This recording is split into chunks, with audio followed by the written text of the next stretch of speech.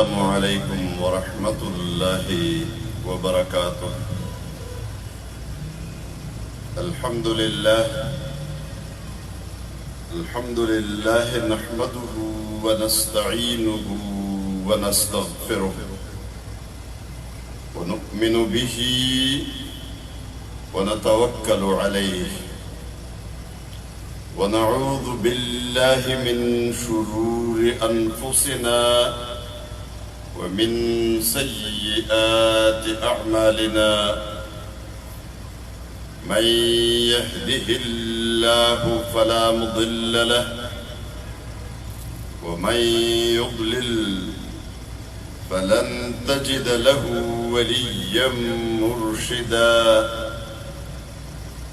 وأشهد أن لا إله إلا الله وحده لا شريك له وأشهد أن سيدنا وسندنا وحبيبنا وشفيعنا ومولانا ونبينا محمدا عبده ورسوله أرسله بالحق بشيرا ونذيرا وداعيا إلى الله بإذنه وسراجا منيرا أما بعد فأعوذ بالله من الشيطان الرجيم بسم الله الرحمن الرحيم قل للمؤمنين يغضوا من أبصارهم ويحفظوا فروجهم ذلك أزكى لهم إن الله خبير بما يصنعون وقل للمؤمنات يغضضن من أبصارهن ويحفظن فروجهن ولا يبدين زينتهن إلا ما ظهر منها وليضربن بخمرهن على جيوبهن ولا يبدين زينتهن إلا لبعولتهن أو آباء بعولتهن أو أبناء بعولتهن أو إخوانهن أو بني إخوانهن أو بني أخواتهن أو نسائهن أو ما ملكت أيمانهن أو التابعين غير أولي الإربة من الرجال أو الطفل الذين لم يظهروا على عورات النساء ولا يضربن بأرجلهن ليعلم ما يخفين من زينتهن وتوبوا إلى الله جميعا أيها المؤمنون لعلكم تفلحون رب اشرح لي صدري ويسر لي أمري واحلل عقدة من لساني يفقه قولي سبحانك لا علم لنا إلا ما علمتنا إنك أنت العليم الحكيم اللهم صل على سيدنا محمد وعلى آل سيدنا محمد كما صليت على سيدنا إبراهيم وعلى آل سيدنا إبراهيم إنك حميد مجيد۔ میرے انتہائی عزیز اور محترم بزرگوں، دوستوں اور بھائیوں اور انتہائی قابل احترام خواتین اسلام، ہمارے آج کے درس کا موضوع ایک انتہائی اہم موضوع ہے۔ اسلام کہ نظام حیا کا موضوع تمام نیکیوں کے لیے بنیاد ہے،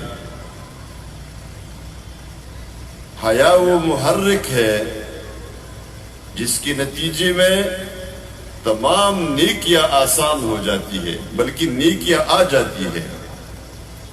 خیر اور بلائی حیا کے نتیجے میں آتا ہے، اور جب حیا نہ ہو تو خیر اور بلائی ساری کی ساری رخصت ہو جاتی ہے۔ نبی کریم صلی اللہ علیہ وسلم نے بڑے جامع انداز میں حیا کی جو تشریح فرمائی، اس میں ایک بات یہ ہے، اذا لم تستحی فافعل ما شئت، جب تمہارے اندر حیا ختم ہو جائے پھر تمہاری مرضی ہے، جو کرنا چاہو کرتے رہو۔ اس لیے کہ وہ بنیادی فیکٹر تو حیا تھی، جب وہ ختم ہو گئی ہے تو پھر آپ دیکھتے ہیں حیا کا ہونا نہ ہونا بڑا فرق محسوس ہوتا ہے۔ ایک خاتون وہ ہوتی ہے جو پرائے مردوں کے ساتھ بات کرنا تو درکنار، اپنے محارم جو مرد ہے ان کے سامنے بھی آزادی کے ساتھ اور کھل کر نہیں آ سکتی، وہ نہیں آنا چاہتی، اس کا ضمیر اسے اجازت نہیں دیتا۔ لیکن جہاں حیا ختم ہو جائے وہاں آپ دیکھتے ہیں کہ اسٹیج ڈراموں میں وہی عورتیں ہوتی ہیں جو ناچ رہی ہوتی ہے اور اپنے جسم کی نمائش کر رہی ہوتی ہے۔ ہمارے آج کے درس کا موضوع اسلام کا نظام حیا ہے، حیا اور پردہ۔ حیا پورے نظام کا نام ہے اور پردہ اس کا ایک حصہ ہے۔ حیا ہو تو پردہ ضرور آ جاتا ہے، اور بعض اوقات یہ بھی ہوتا ہے کہ پردہ ہوتا ہے لیکن حیا نہیں ہوتی، تو پردے کے اندر بے حیائی کے کام بھی ہوتے ہیں۔ اس لیے بنیادی چیز حیا ہے، اور پردہ صرف خواتین کے لیے ہے، لیکن حیا عورت اور مرد دونوں کے لیے ہے۔ اور اصل حیا اگر ہم سمجھنا چاہے تو اصل اور حقیقی حیا تو وہ ہے جو ہم اپنے رب سے کریں۔ نبی کریم صلی اللہ علیہ وسلم نے بھی اسی کے بارے میں بڑی وضاحت کے ساتھ فرمایا، استحیوا من اللہ حق الحیاء، اللہ سے حیا کرو جیسے کہ اس سے حیا کرنے کا حق ہے۔ ایک جگہ فرمایا اتقوا اللہ حق تقاتہ، اللہ سے ڈرو، اللہ کی نافرمانی سے بچو جیسے کہ اس کی نافرمانی سے بچنے کا حق ہے۔ یہ آپ نے اندازہ کیا ہوگا جب آپ فیصل آباد کی عام سڑک پر ڈرائیونگ کر رہے ہوتے ہیں اور یہ سڑک جب ختم ہو جاتی ہے اور آپ موٹر وے پہ چڑھ جاتے ہیں، وہاں فوراً آپ بیلٹ کھینچ لیتے ہیں، سپیڈ لیمٹ میں آ جاتی ہے، ٹریک بدلتے ہوئے آپ انڈیکیٹر لگانا شروع کر دیتے ہیں، اور بڑے ایسے طریقے سے آپ چلنا شروع کر دیتے ہیں کہ ایسا لگتا ہے کہ یہ ڈرائیور بدل گیا۔ وہ جو نیچے موٹر وے کے انٹرچینج سے پہلے جو ڈرائیور بیٹھا ہوا تھا گاڑی چلا رہا تھا وہ بدل گیا، کوئی اور ڈرائیور بیٹھ گیا۔ اور جب کسی دوسری جگہ پہ جا کے موٹر وے سے اتر جاتے ہیں تو فوراً پتہ چلتا ہے کہ وہ پرانا ڈرائیور اب دوبارہ آ گیا ہے۔ یہ کیا ہوتا ہے؟ یہ موٹر وے پولیس کا حق ہے جو اپنے کیمروں کے ذریعے، اپنے راڈار کے ذریعے ہماری نگرانی کر رہے ہوتے ہیں، تو ان کا اتنا ہی حق ہے۔ موٹر وے کے اوپر ان کا حق ہے، نیچے ان کا حق اس لیے ختم ہو جاتا ہے کہ ان کی نظریں اب ہمیں نہیں دیکھ رہی، ان کے کیمرے اور ان کے راڈار اب ہمیں نہیں دیکھ رہے۔ اب اللہ سے ڈرو، اللہ کی نافرمانی سے بچو جیسے اس کی نافرمانی سے بچنے کا حق ہے۔ تو موٹر وے پر ہم موٹر وے پولیس کے رولز اور ریگولیشن جتنے ان کے ہیں، ان کے قوانین ہیں، ان کی نافرمانی سے ہم بچتے ہیں، اس لیے کہ موٹر وے پولیس والے دیکھ رہے ہوتے ہیں، ان کے کیمرے اور راڈار لگے ہیں۔ تو اللہ سے ڈرو جیسے اس سے ڈرنے کا حق ہے، ایسی جگہ ڈھونڈو پہلے جہاں وہ نہ دیکھ رہا ہو، پھر اسی جگہ آپ نافرمانی کرے تو آپ کہہ سکتے ہیں یہاں وہ نہیں دیکھ رہا۔ اس نے تو وہ جو خود دیکھنا ہے وہی تو حقیقی بات ہے، اور وہ سمجھنے والی ہے کہ اللہ ہمیں دیکھ رہا ہے۔ لیکن ہمیں سمجھانے کے لیے اللہ تبارک و تعالیٰ نے دو فرشتوں کو بھی مقرر فرمایا جو ہمارے تمام اعمال کو اور اقوال کو نوٹ کر رہے ہیں۔ فرمایا ما يلفظ من قول الا لديه رقیب عتید، کوئی ایک بات، ایک قول زبان سے نکلتا نہیں ہے کہ چست و چابک لکھنے والے موجود ہیں اور اس کو نوٹ کرتے ہیں۔ تو اللہ سے حیا یہی چیز ہے۔ باپ کے سامنے بیٹا کوئی حرکت نہیں کرتا جو باپ کو پسند نہیں ہے، کیوں؟ بیٹے کو باپ سے حیا آتی ہے۔ اپنے بڑوں کے سامنے، اپنے اساتذہ کے سامنے یا عام لوگوں کے سامنے بہت سارے کام ہم اگر کرنا چاہتے بھی ہیں، کوئی شخص یہاں دل چاہے کوئی کام کرے، لیکن ہزاروں کی تعداد میں لوگ یہاں بیٹھے ہیں وہ یہ نہیں کرتا، کیوں نہیں کرتا؟ اسے حیا آتی ہے۔ جسے حیا نہیں آتی وہ ہزاروں لاکھوں کے سامنے بے حیائی کے کام کرتے ہیں۔ یہ بالکل واضح اور کلی بات ہے۔ حیا اللہ کا پورا نظام ہے، اور یہ بات بھی سمجھنے کی ہے۔ قرآن کریم کو جب ہم پڑھتے ہیں، آپ میں سے جو لوگ قرآن کا ترجمہ پڑھ چکے ہیں، عبادات جتنے ہماری ہے، ذرا غور سے سنیے، جتنے ہماری دنیا میں عبادتیں ہیں، ہم نماز پڑھتے ہیں، روزے رکھتے ہیں، حج کرتے ہیں، زکوٰۃ دیتے ہیں، دوسرے جتنے نیک کام ہم کرتے ہیں، آخرت میں پھر یہ نیک کام ہم نے نہیں کرنے، ان نیک کاموں کا اجر ہم نے لینا ہے۔ اللہ کرے ہم یہ نیکی کے کام، یہ عبادت، یہ دنیا میں بھرپور طریقے سے انجام دے اور بھرپور طریقے سے ان اعمال کا اجر ہمیں ملے۔ جنت کے مزے ہیں، نعمتیں ہیں، خوشیاں ہیں، یعنی یہ عبادتیں پھر جنت میں نہیں ہیں۔ لیکن ایک عبادت ایسی ہے، ایک عبادت جو دنیا میں عبادت ہے لیکن آخرت میں اللہ تبارک و تعالیٰ نے جنت کی نعمتوں میں شمار کیا ہے، وہ آخرت میں بھی ہوگی اور اسے جنت کی نعمت باقاعدہ کہا گیا ہے۔ سنیے سورہ الرحمن کی آیات جب آپ پڑھتے ہیں تو جنت کی عورتوں کی صفت بتائی گئی ہے۔ فرمایا فیہن قاصرات الطرف، جنت کی عورتیں جو جنت میں ہوں گی وہ حور ہوں گی یا جنتی عورتیں جو جنت میں چلی جائیں گی، اللہ ہمارے تمام خواتین کو جنت میں لے جائے گا۔ تو جنت کی عورتیں نیچی دیکھنے والی ہوں گی، شرمیلی نگاہوں والیاں ہوں گی، وہ اوپر نہیں دیکھیں گی، وہ دوسرے مردوں کو نہیں دیکھیں گی، وہ اپنے شوہر کے علاوہ کسی اور کی طرف ان کی نظریں نہیں اٹھیں گی۔ قاصرات الطرف، نیچی دیکھنے والیاں ہوں گی۔ یہ شرمیلا پن، حیا کا پن، پردے کا حکم اور پردہ کرنے کی عادت، یہ جنتی عورتوں کی صفات میں سے ہے۔ اور فرمایا اسی سورہ رحمان میں حور مقصورات فی الخیام، جنت کی حوروں کو جنتی خیموں کے اندر ٹھہرایا گیا ہوگا، وہ باہر نہیں نکلیں گی، وہ جنتی خیموں کے اندر رہیں گی۔ تو جو خواتین دنیا میں پردہ کرتی ہے، ان خواتین میں دنیا کے اندر جنتی خواتین کی صفت موجود ہے۔ باپردہ خواتین اللہ کے نزدیک اتنی محترم اور اتنی محبوب ہوتی ہے کہ کبھی بھی باپردہ خاتون کو، باحیا خاتون کو اللہ دوزخ میں نہیں لے جائے گا۔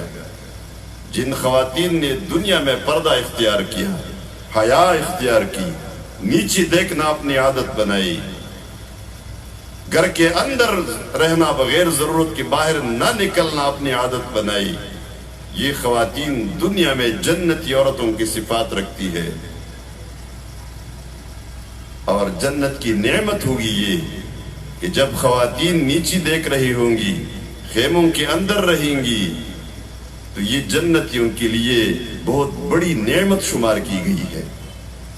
نبی پاک صلی اللہ علیہ وسلم نے فرمایا، یعنی حیا کو اتنی اہمیت دی کہ ایک روایت میں ہے الحیاء شطر الایمان، یعنی حیا آدھا ایمان ہے۔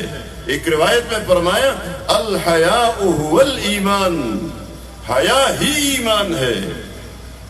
تو جہاں ایمان موجود ہے وہاں حیا موجود ہوگی، اور جہاں حیا نہیں ہے آپ سمجھ لیں یہاں سے ایمان رخصت ہو گیا ہے۔ اس لیے نبی کریم صلی اللہ علیہ وسلم نے اس کی وضاحت فرمائی، الحیاء والایمان قرناء جمیعا فاذا رفع احدهما رفع الاخر۔ حیا اور ایمان دونوں جڑواں ہیں، لگی ہوئی ایک دوسرے کے ساتھ۔ جب ان میں سے ایک کو اٹھایا جاتا ہے دوسرا خود بخود اٹھ جاتا ہے۔ ایمان چلا گیا تو حیا بھی چلی گئی، حیا چلی گئی ایمان بھی چلا گیا۔ یہ دونوں لگے ہوئے ہیں، جڑواں ہے، الگ نہیں ہو سکتے ایک دوسرے کے ساتھ۔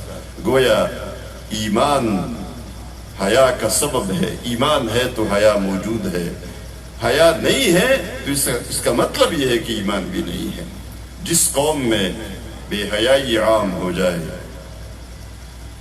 آپ کسی قوم کا جائزہ لینا چاہتے ہیں، وہاں ان کی حیا کے نظام کو دیکھیں، حیا موجود ہے یا نہیں ہے۔ آپ اپنے گھر کی خواتین کا جائزہ لے سکتے ہیں۔ آپ دیکھیں آپ کے گھر کے اندر آپ کی بچی، آپ کی بیوی، آپ کی بہن، آپ کی ماں، جتنے بھی خواتین ہیں آپ کے گھر میں، آپ جائزہ لے لیں کس خاتون میں حیا زیادہ ہے۔ جس خاتون کے اندر حیا ہے وہ مومنہ ہے، اس کی آپ ایمان کی گواہی دے سکتے ہیں۔ جس خاتون کے اندر حیا نہیں ہے تو آپ یہ نہیں کہہ سکتے کہ ایمان ہے، اگر ہے بھی تو بہت کم درجے میں ہے۔ وہ ایمان جو حیا نہیں لا سکا تو وہ ایمان شاید معتبر بھی اللہ کے نزدیک نہ ہو۔ ایک خاتون تھی غزوہ احد میں، جب احد کی خبر لیٹ ہو گئی، شہید ہو چکے تھے، بڑا صدمہ پہنچا تھا مسلمانوں کو، 70 صحابہ کی شہادت ہوئی تھی اور اتنی ہی زخمی ہو گئے تھے، ان کو سنبھالنا ایک کام تھا، وقت لگ گیا، رات ہو گئی۔ تو خواتین گھروں سے نکل آئی پوچھنے کے لیے، معلوم کرنے کے لیے کہ کیا ہوا۔ ایک خاتون کو اطلاع دی گئی کہ تمہارا بیٹا شہید ہو گیا ہے۔ ام خلاد رضی اللہ تعالیٰ عنہ، یہ بڑی مشہور خاتون ہے اور اس واقعے سے بڑی مشہور ہو گئی ہے۔ ام خلاد کو اطلاع دی گئی تمہارا بیٹا شہید ہو گیا ہے۔ ماں کو جس طرح بے قراری ہوتی ہے اپنے بچے کی شہادت کے وقت، اسی طرح بے قراری کے ساتھ باہر نکلی، دوڑ دوڑ کے احد کے میدان کی طرف جا رہی تھی، اور مکمل پردہ کیا ہوا تھا، پورا پردہ۔ کسی نے طعنہ دیا، بیٹا شہید ہو گیا ہے اور تب بھی تم نے منہ چھپایا ہوا ہے، پردہ کر رہی ہے۔ اس لیے کہ جاہلیت کا طریقہ تو اور تھا۔ جاہلیت کے زمانے میں کسی کا بیٹا فوت ہو گیا، بھائی فوت ہو گیا، کوئی بھی فوتگی ہوئی تو خواتین نے اپنے گریبان کو چاک کرنا تھا، اپنے آپ کو مارنا تھا۔ اللہ کے رسول صلی اللہ علیہ وسلم نے اس کو منع فرمایا، فرمایا لیس منا من ضرب الخدود وشق الجیوب ودعا بدعوى الجاہلیہ۔ آپ صلی اللہ علیہ وسلم کا بیٹا ابراہیم فوت ہوا، فوت ہونے کے بعد جب آپ کی آنکھوں سے آنسو بہنے لگے، کسی صحابی جو قریب کھڑے تھے انہوں نے سوال کیا، یا رسول اللہ آپ بھی روتے ہیں؟ یعنی رونا، صحابہ کرام رونے کو اچھا نہیں سمجھتے تھے، کسی بھی مردے کے لیے رونا صحابہ کے نزدیک کوئی ایسی اچھا کام نہیں تھا. آپ بھی روتے ہیں؟ فرمایا ہاں میں بھی روتا ہوں. ان القلب يحزن والعين تدمع. دل غمگین ہو جاتا ہے تو آنکھیں آنسو بہاتی ہے. لیکن فرمایا وہ شخص ہم میں سے نہیں ہے. ليس منا من ضرب الخدود وشق الجيوب ودعا بدعوى الجاهلية. وہ شخص ہم میں سے نہیں ہے، یعنی وہ مومنوں میں سے نہیں ہے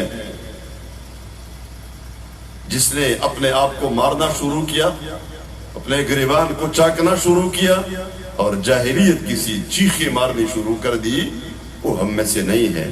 اپنے بیٹے ابراہیم کو مخاطب کیا، پیارے بیٹے ابراہیم، انا بفراقک لمحزونون. ابراہیم ہم تیرے جدائی سے بڑے غمگین ہیں، لیکن ہم اپنے رب کے فیصلے پر راضی ہیں اور ہم جاہلوں کی طرح چیخیں نہیں مارتے، گریبان کو نہیں چاک کرتے. تو جاہلیت کے زمانے کے مطابق ام خلات کو لوگوں نے طعنہ دیا، تمہارا بیٹا فوت ہو گیا ہے پھر بھی تم نے چہرہ چھپایا ہوا ہے اور پردہ کیا ہوا ہے. اس عظیم خاتون نے جواب دیا تھا. وہ جواب ہمارے لیے سبق ہے. یہ کہنے لگی لَأَنْ أُرْزَأَ فِي وَلَدِي خَيْرٌ مِّنْ أَنْ أُرْزَأَ فِي حَيَائِي.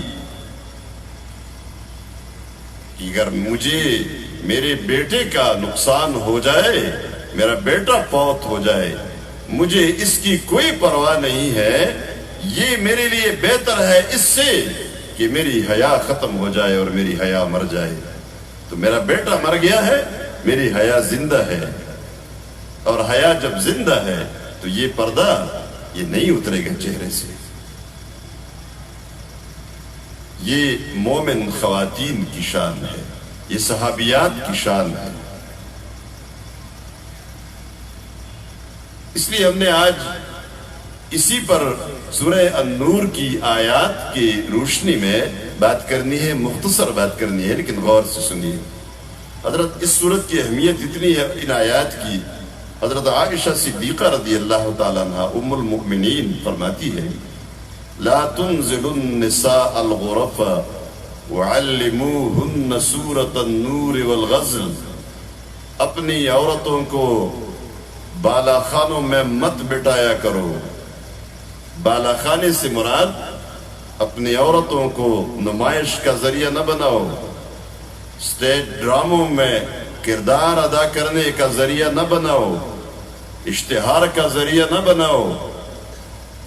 یہ کرسی کی اشتہار بھی خاتون سے آپ نے کرانی ہے.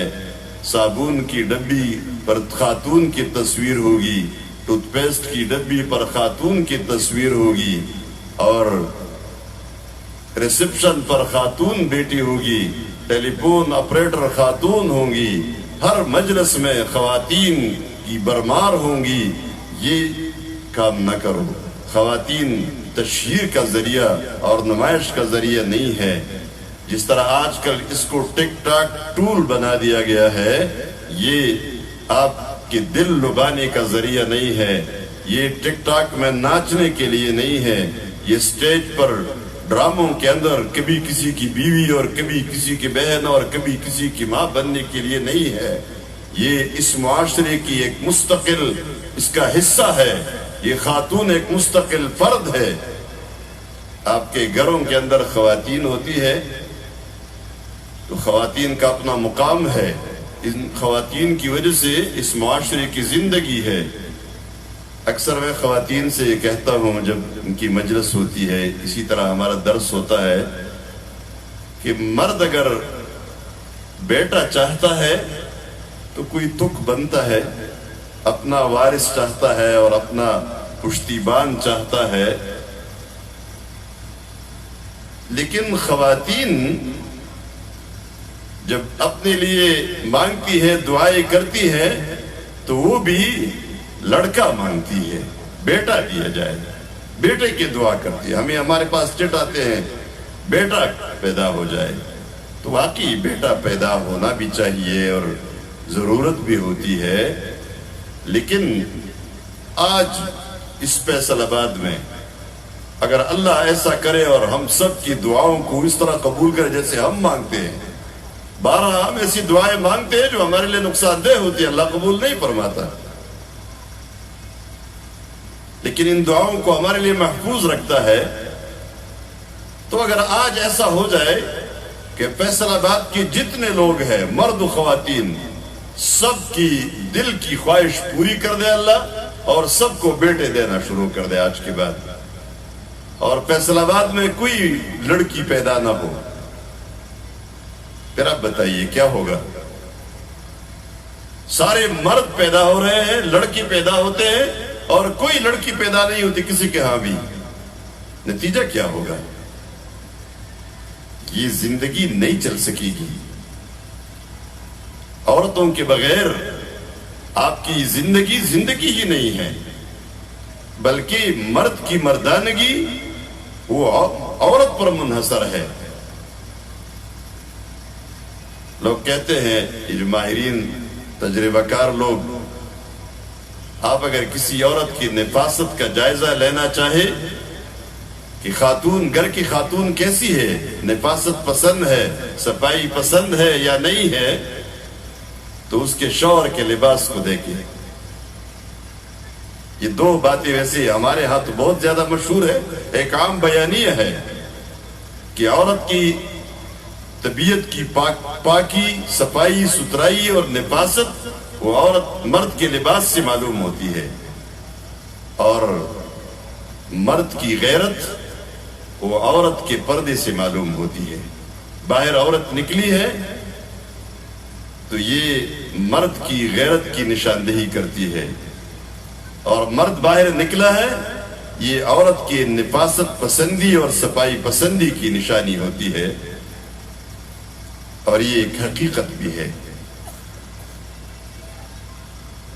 اس لیے خواتین آپ کے گھروں کا باقاعدہ مستقل حصہ ہے۔ ہمارے گھروں کے اندر مشکلات پیدا ہو جاتی ہے، اور گھروں کے اندر مشکلات تب پیدا ہوتی ہے، گھر میں باپ، ماں، بیٹا، بیٹی سب موجود ہے، گھر بڑا خوشحال ہے، اچانک گھر میں بہو آ گئی، بیٹے کی شادی ہو گئی، اور پورا گھر بگڑ جاتا ہے، ساس بگڑ جاتی ہے، بہنیں، لڑکے کی بہنیں بگڑ جاتی ہے، اس کی ماں بگڑ جاتی ہے، پورے گھر کا ماحول خراب کر دیا جاتا ہے۔ کیوں؟ اس لیے کہ یہاں تصور غلط ہے، سوچ غلط ہے، اور وہ یہ ہے کہ بہو گھر میں آئی ہے تو بہو نہیں، نوکرانی آ گئی ہے، اور جہاں نوکرانی آتی ہے تو پھر ظاہر بات ہے ماں نے بھی کام نہیں کرنا ہے، بہن نے بھی کام نہیں کرنا، گھر کی کسی فرد نے کام نہیں کرنا، کام تو نوکرانی نے پھر کرنا ہے۔ اور اسی وجہ سے سسرالی ظلم اس معاشرے میں عام ہو گیا ہے۔ اس سسرالی ظلم نے ہمارے گھروں کے اندر کی زندگی کو تباہ و برباد کر کے رکھ دیا ہے۔ آپ نوکرانی اور بیوی میں فرق کرے، سارا مسئلہ حل ہو جائے گا۔ یہ بیوی ہے، یہ نوکرانی نہیں ہے۔ بے شک یہ سارے کام خواتین نے کرنے ہیں، لیکن جہاں آپ نوکر سمجھ کر بات کرتے ہیں جو حکم دیتے ہیں، اور جہاں بیوی سمجھ کر بات کرتے ہیں، دونوں میں فرق ہوتا ہے۔ یہ اللہ کا نظام ہم نے سمجھنا ہے، ہم نے سیکھنا ہے۔ اپنی روایات، اپنے فیملی کی روایات، خاندانوں کی روایات،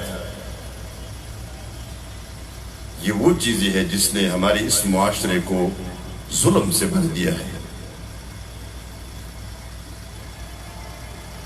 بہو آ گئی ہے گھر میں، اب وہ چھوٹی بچی، 14 سال کی، 15 سال کی بچی، 16 سال کی بچی، 18 سال کی بچی جو گھر میں اپنے ماں باپ کے پاس رہی ہے، اس نے کوئی کام بھی زیادہ نہیں کہ اکثر مائیں سمجھاتی ہے، سکھاتی ہے، لیکن اس کے باوجود وہ ماں باپ کے گھر میں رہی۔ وہاں نزاکت ہی تھی، وہاں محبت تھی، وہاں پیار تھا۔ وہی چھوٹی بچی سسر اور ساس کے گھر میں آ گئی ہے، شوہر کے گھر میں آ گئی ہے، فوراً اس بچی سے ایک بڑی تجربہ کار عورت کے تقاضے شروع ہو جاتے ہیں، جس کے نتیجے میں سسرالی ظلم ہمارے معاشرے کا ایک ناسور بن چکا ہے۔ اس ظلم کو بھی ختم کرنا ہے۔